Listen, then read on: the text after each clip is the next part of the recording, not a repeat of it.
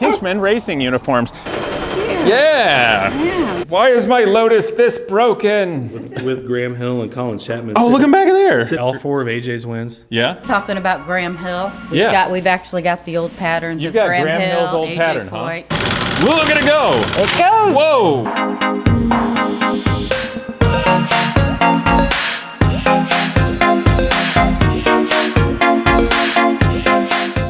All right, people, so today I'm very excited. We're back in Indianapolis, or more specifically, Indy, and that's important because today I'm getting a driver suit at the tiny little awesome place that's made all the suits for everybody since forever. Yes, Hinchman Racing Uniforms. And there's a random dog. What's up, dude? What's up? Okay, let's go. You can't come in, though. I don't know why there's a dog, but it's okay. We'll go in. So we're going to check this stuff out, but I want you to see the suit that was made just for me, and you guys got to check it out, too. Hey, Nancy. How are you? Yeah, I'm well. Here, thanks for having me. your suit? Yeah, and I want you to show us around. Okay, sure. I want you to show everybody the amazing history of Hinchman Racing Uniforms and why it's so cool and why I got enamored by your business so long ago in the history and why I'm so excited about the suit. Oh, okay, great. Yeah. How you like it? I love it.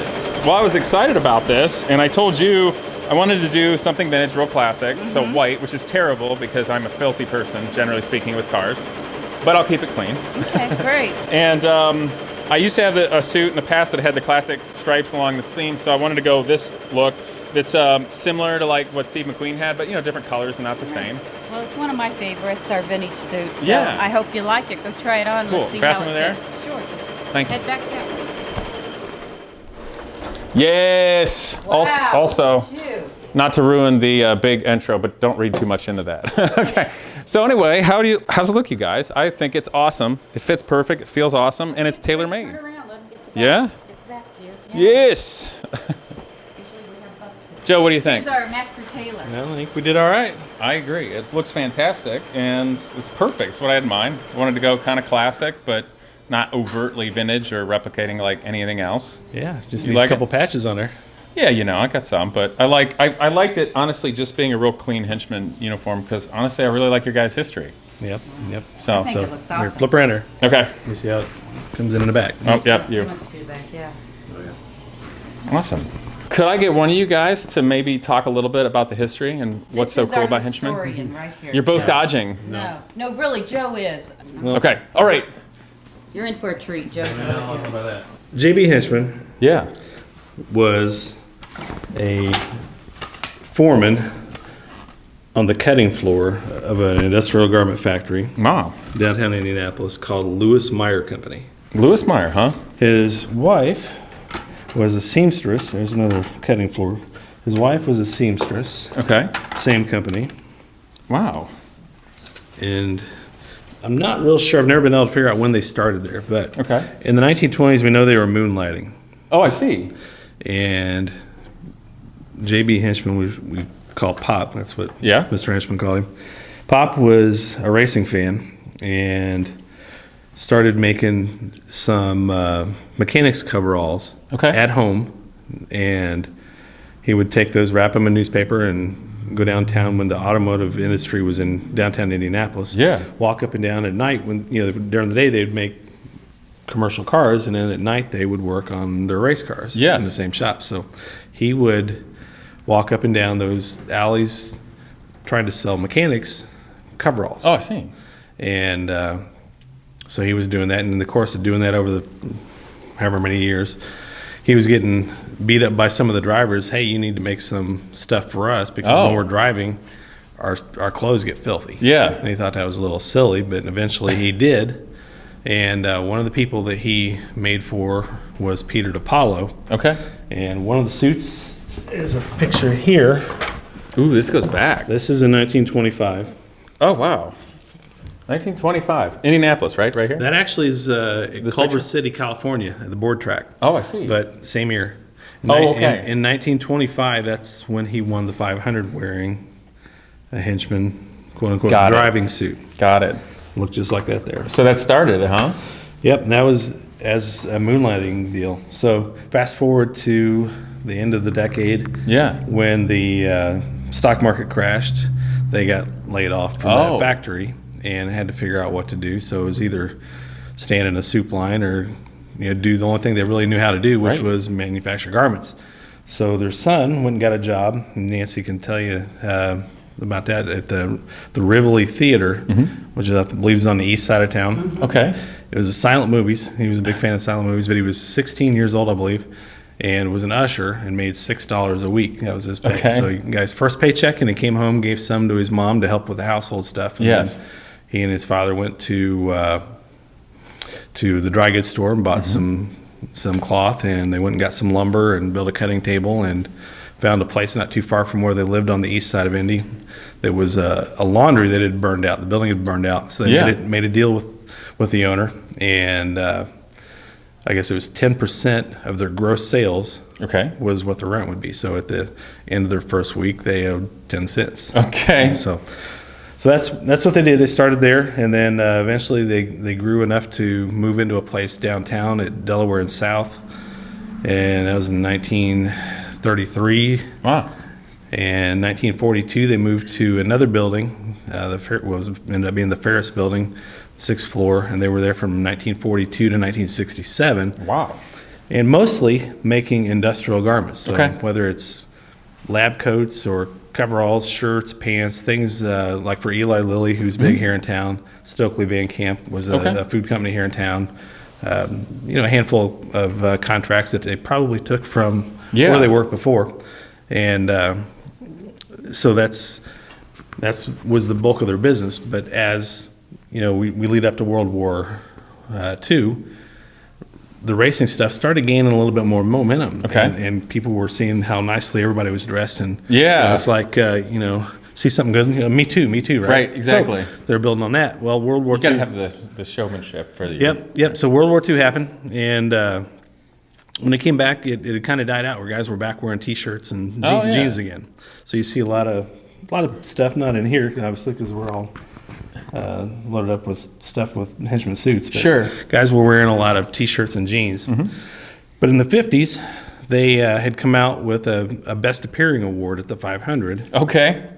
Boom. It hits us back again. So guys are not only wearing their suits with their whatever sponsor special, they were also now dressing their full crew, shirts, pants, and everything matching. Yes. So we're getting busier and busier and busier. And also in the meantime, they in the 50s, they started paying a little bit more attention to fire. So they were taking the cotton, which is basically what this would have been simple back in the 50s. This basketball uniform here, and they would dip it in a solution of borax. And it would temporarily flame-proof it. So it worked for a couple washings, and then they'd have to do it again. Yeah. So, like I said, this is a basketball jersey for a charity that Bill Marvel had put together for somebody who had been hurt. So temporarily it would help from fire. Yep, and then they'd get a couple washings, and they'd have to do it again. Yeah. It's like super starch in your so everybody hated it. And so they're trying to figure out how to make things permanently fire resistant all throughout the garment industry, and it just wasn't anything they really could come up with.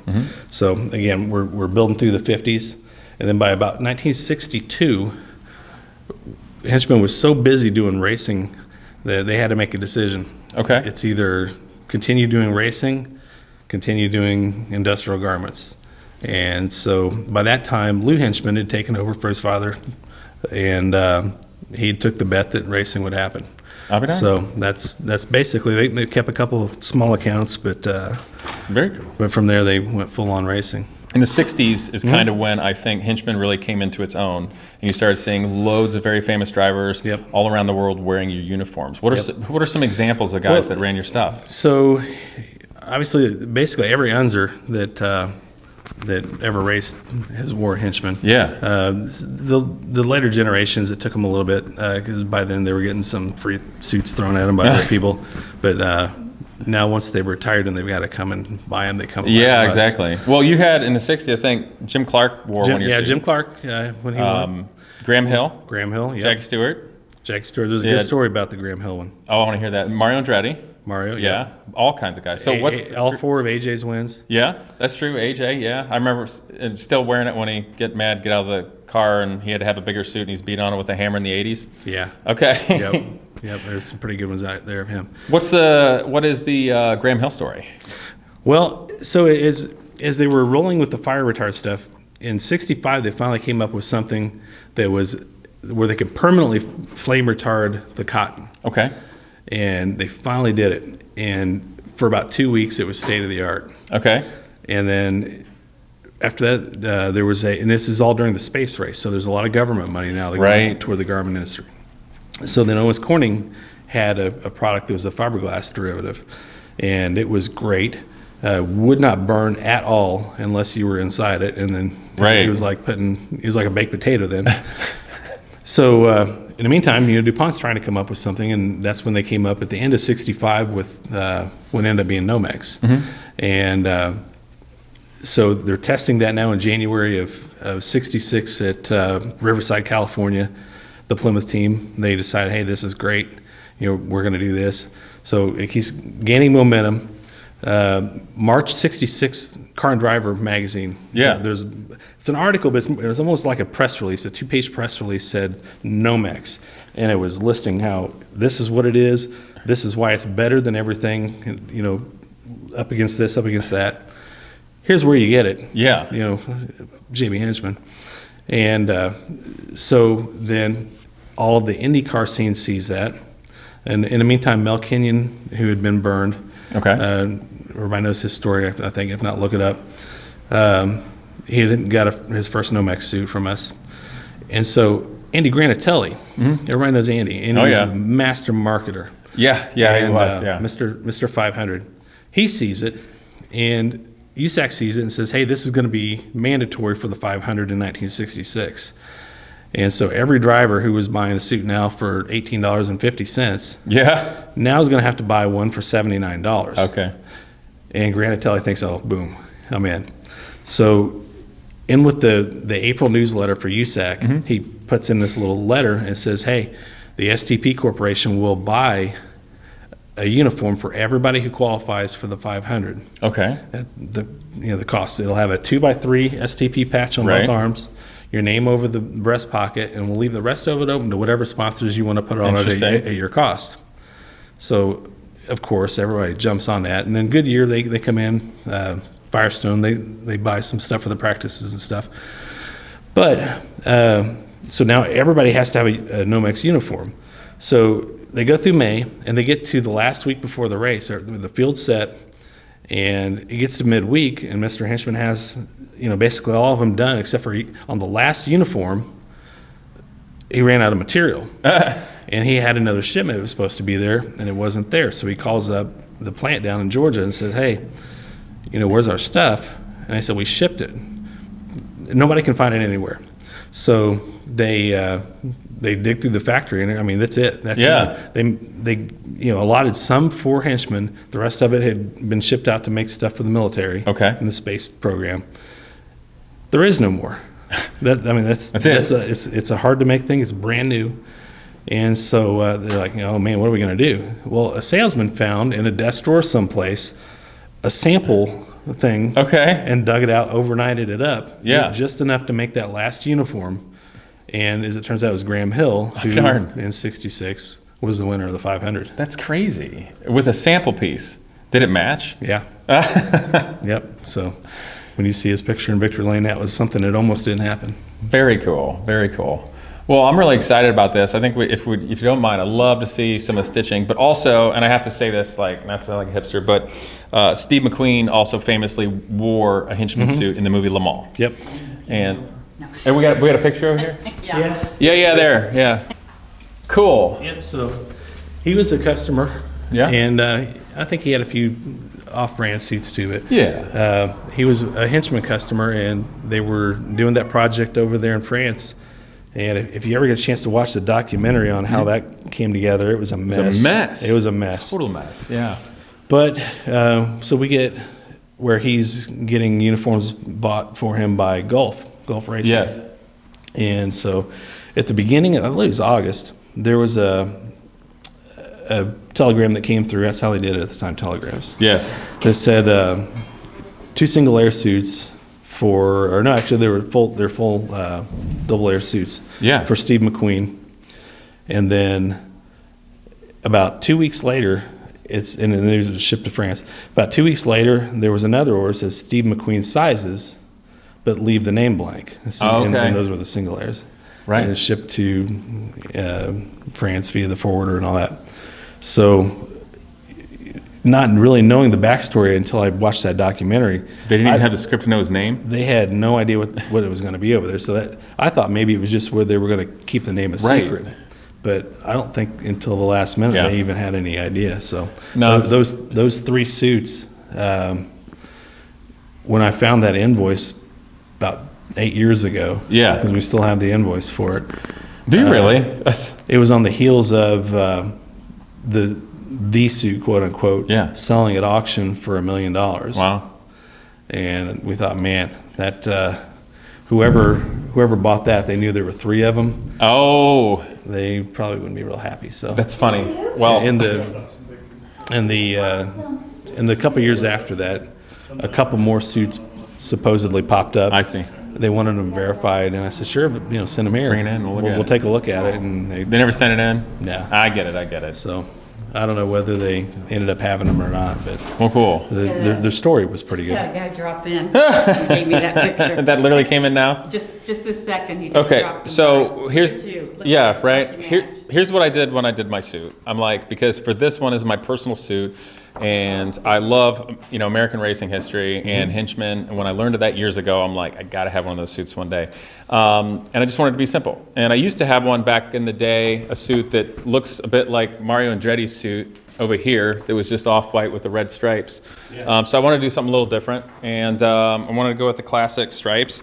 So when I told Nancy about it, I'm like, okay, do it like Steve McQueen's suit, but make it red and blue instead of red and orange. Oh man, Jim Clark. It's like, why is my Lotus this broken? With Graham Hill and Colin Chapman. Oh, look him back there. Sitting in the background looking like what? That's hilarious. This is Denny Holm and Dan Gurney. Oh, that's awesome. Let's see that. No, that's Bruce McLaren. I'm sorry, Bruce McLaren and Denny Holm. Yeah, look at that. That's cool. This just randomly just came now, huh? I have a friend who he just dropped by. How cool is that? Yeah. I love this picture. Yeah, isn't that cool? That should be a poster. Yeah, several times. Cool. So guys, this is what you'll see me racing in all year long. But shall we take a peek at where the magic happens, making them? Cool. Everything Hinchman does is made right here in Indianapolis. Everything's right here, in-house. Right? This is it. This is it. Starts back in the back. Joe is our tailor. Okay. He marks the suits in. Here are the patterns. Come on in. And he was talking about Graham Hill. We've actually got the old patterns of got Graham Hill's Hill, old AJ pattern, Foyt. huh? He'll probably pull those out for you in Neat. a bit. And this is one of our beautiful seamstresses over here, Jess, putting a suit together as we speak. What's the trickiest part of this? Just sewing. Just sewing?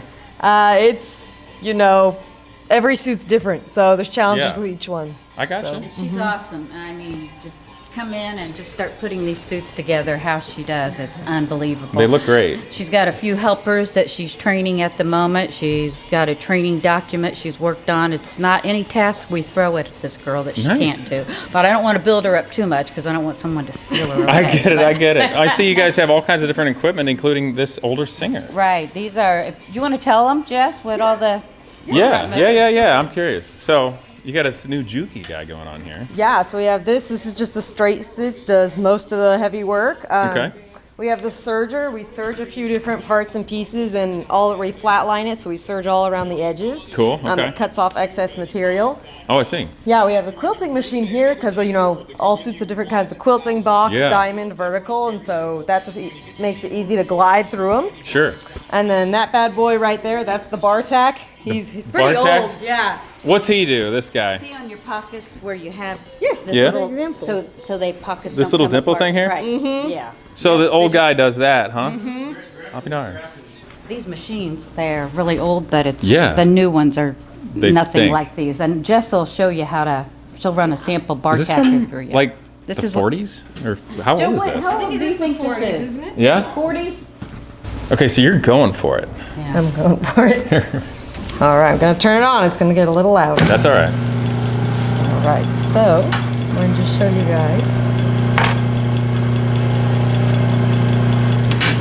Just do one push and Look at it go. it goes. Whoa. And you just get a little bar tack just like that. Oh, darn. And why they started the bar tack is Yeah. see your safety handles here? Yeah, see. These were invented, people think they're epaulets. It's when guys were hurt, they came Yeah, to Mr. you gotta- Hinchman and asked, could you put something on the suit if the driver got hurt to pull him out of Right. the car. Used to have side handles. Okay. And this, but they got rid of the side handles because, you know, when you're in an accident now, the thing is they really don't want you to lift the person or do Right. something. But if they're in a fire, you need something Drag 'em to grab out. onto. And the bar tack gives this the strength to Reinforces Gotcha. it. yeah. So that's what not this little guy is pull here? off, right? Yep.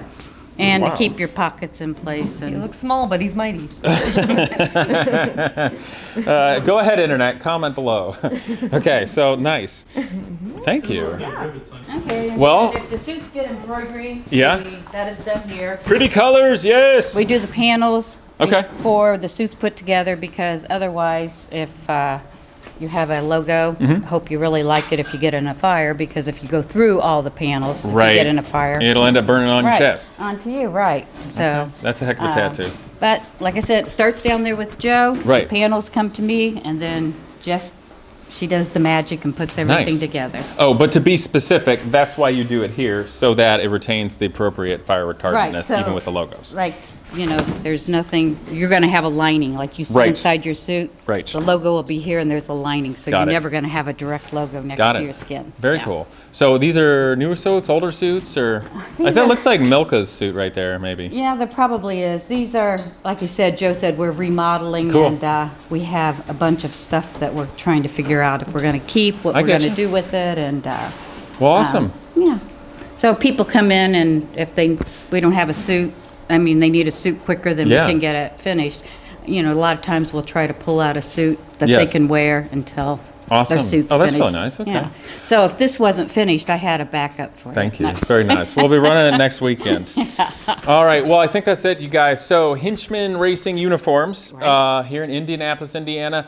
It's small, but it's mighty. No, seriously, look them up. Amazing history, wonderful people. They hand make it specifically for you. So, I've been seeking them out since forever. I knew about it, and this is a place I wanted to come on my own. So I hope you guys check them out too. At the very least, hope you enjoy the history and look forward to see you at the track in the future. All right, Casey, Thank thank you you. so much. It was a pleasure having you in here. just Yeah, go to sign town. the board. Where do you want me? Wherever you can find a space, actually. There's a little space. How about that? There's a space there, yeah. Sign legibly. I can do that.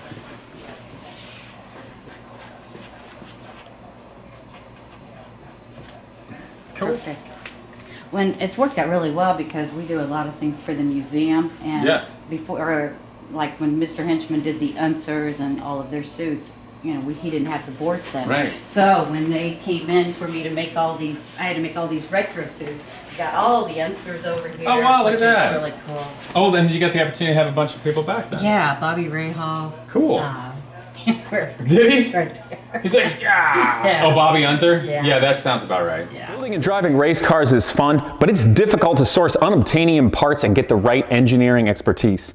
Since 1975, Taylor Race Engineering down in Texas has done just that. So whether you're looking for dog rings and straight cut gears for your road racing car, or you are on a college Formula SAE team and you guys need a chain drive differential and trapeze, this is the place you got to call, guys, or go to the internet at taylor-race.com. You can see a link in the description below. And I hope you enjoyed today's video. Shout out to KW Suspension. Guys, this year you're gonna see beautiful coilovers such as this going on many of my cars, including my Porsche 944, my Dodge Viper, and even some of these crazy race cars. And the reason is simple. This is one of the best shock companies in the world. It was founded in Germany in 1992 by Klaus Wohlfarth, and recently they just launched a new 1.2 million square foot robotic warehouse where they're creating unbelievably nice suspension components such as this for 15 different original equipment manufacturers. So, whether you're a street enthusiast, a weekend track warrior, or you are building the Le Mans car of your dreams, guys, check out KW Suspension. Unbelievably nice shocks. So go down in the description below, patronize them. You're gonna be glad you did.